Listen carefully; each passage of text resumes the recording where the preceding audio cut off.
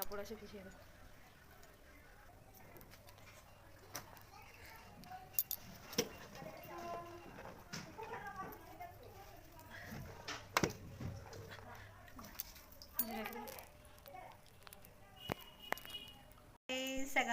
হয়ে গেছে রাত্রি 9টা, এবার আমরা খাবার খেয়ে নেবো। চলো খাবার কী কী আছে তোমার সাথে শেয়ার করবো। মেয়ের কাশি হয়ে গেছে, সে নিয়েছি মেয়েকে আলাদা করে কেথা পেড়ে দিই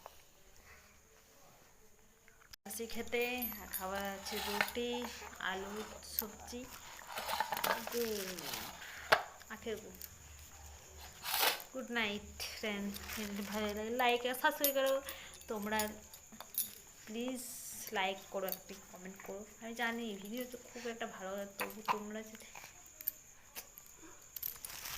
আমার মাম্মা ধরে নিচ্ছে একটু সাপোর্ট করো, আমার এগোতে পারবো।